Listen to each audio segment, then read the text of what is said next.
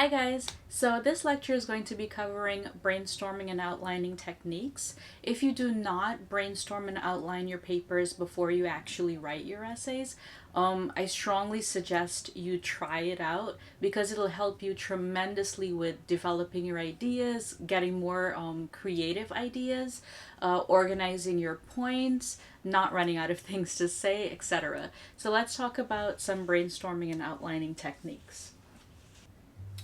So, one really great brainstorming technique is clustering. And clustering is where you start with one main idea, the idea of your essay, and then whatever points come to mind, you kind of just branch out and you would write that point and then you just branch out from that point and you're just whatever's coming to mind, you're writing it down. The point of brainstorming is that there should be no interruption between what's in your mind and what's coming out of you, what you're putting on paper. So don't worry about if it makes sense or if it belongs in this cluster or anything like that. Just kind of get your ideas out of you. For example, this clustering, the main topic was chocolate purchasing factors. Quality was one point, and then from quality they branched out to brands, visual appeal, packaging and design. Nutrition was another point, etc. So as you can see, these points are not randomly written on the paper. They're kind of grouping the ideas together in a way that makes sense.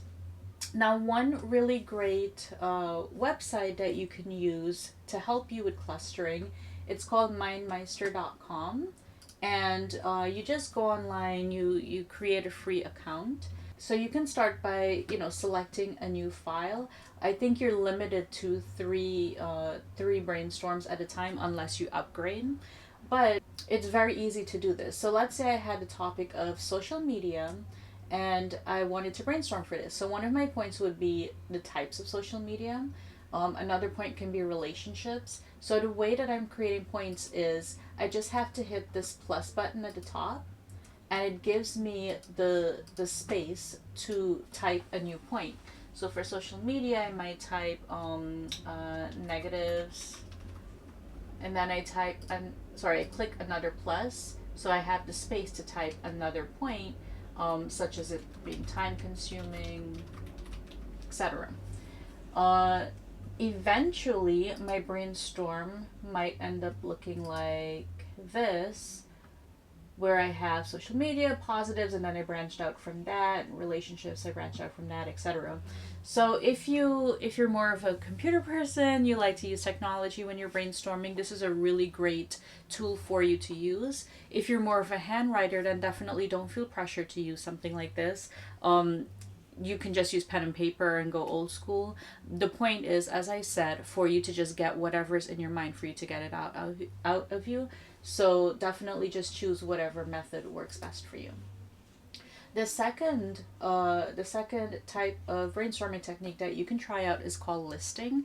And listing is basically the same concept, except it's a little bit more organized. So you start with your main point at the top of your page, and then you just kind of, like, you would have a category for a relationship, like you would have social media at the top of your page, and you'll have a category for relationships, another category for negatives, another category for positives, and then you're just listing below those categories whatever is coming to mind.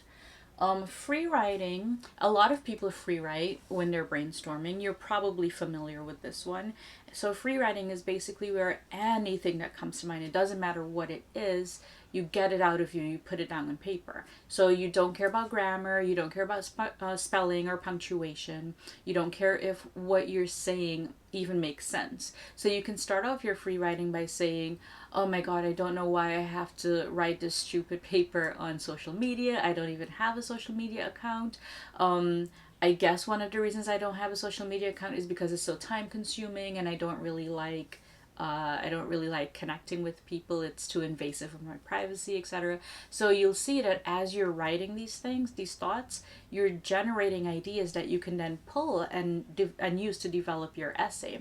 One of the main things you have to remember is do not submit your free write as if it's your actual essay, because remember, the point of your free write was not to care about grammar, not to care about spelling or organization or any of that stuff.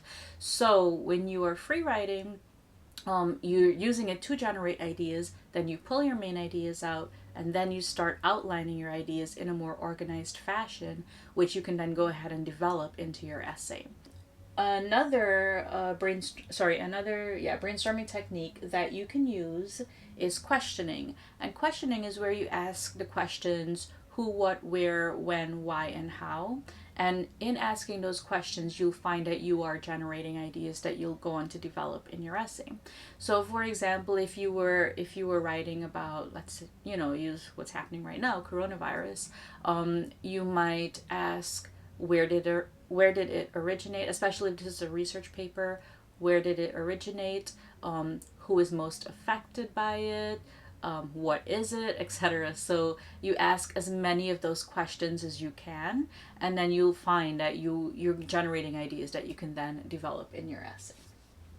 So once you've generated all of the ideas that you can think of, the next step is to outline your paper. So, when you are writing an outline, especially a formal outline, it's very easy to do. The more work you put into your outline before you write your essay, the easier things will be when you are ready to write your essay because you have done all of the hard work already. So, when you're creating a formal outline, at the top of your page, you want to state what your thesis is. Then below that, you're going to list your main point and every supporting point that you'll include in whatever paragraph it is. So, supporting details, and then, if possible, include your evidence. So it'll be easier for you to understand this if I show you a sample essay. A sample outline. Okay, so in this outline example, we have the thesis statement listed at the top of the page. Now, it's important to remember that whenever you're writing, especially in the beginning stages, a thesis is just a general idea that you hope to argue in your paper, but it's okay for it not to be perfect at this point. So it's okay for you to have a working thesis, and then as you're writing your essay, you're going to go back and edit that thesis and change it based on what you're saying in your essay. So don't feel too much pressure to have a perfect thesis from the very beginning, especially during the brainstorming and outlining phases. So in this paper, my thesis is that Facebook damages romantic relationships because couples tend to become addicted to presenting an image of perfection rather than living authentically in their relationships. So, the first point that I hope to discuss in this paper is that Facebook warps reality. Now, within this paragraph, I'll talk about how people present the best snapshot of their lives and we compare it to the worst parts of our lives. And I also, based on the readings that I did, I found quotes that would help support this point. So I just went ahead and I listed the quote there that I want to use in that paragraph. Another point I'll discuss within that paragraph is that we don't actually know what's going on behind the scenes. So if you notice this point that I'm making, that Facebook warps reality, it comes back to supporting my thesis statement. The second point that I want to make is that likes and comments become the most important, and I'll also explore if there's a possible connection to addiction. So in this paragraph, we'll talk about how dopamine releases when we receive likes and comments, and there is a connection between dopamine and addiction.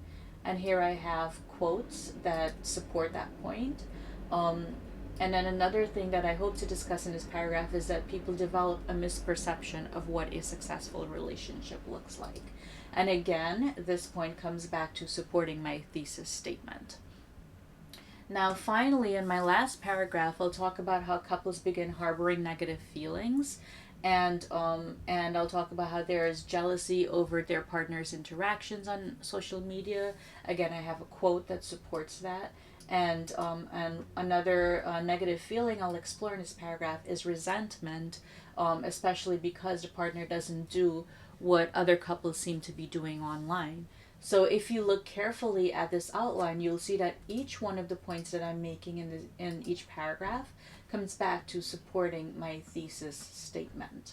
Now, because I have listed all of the evidence that I want to use in each body paragraph from this stage, it'll make my life so easy when I'm ready to write the paper, because all I have to do now is write my introduction. I already have my thesis, so I'll end my introduction with my thesis statement. Then I just need to kind of go in and fill in the blanks. So I'll just have to develop paragraph 1, paragraph 2, and then paragraph 3, write my conclusion, and boom, we're good. So we've written our essay there. And that's how easy it is to write an essay. That's how much brainstorming and outlining and doing all of the hard work from the beginning, that's how much it can help you when you're writing an essay.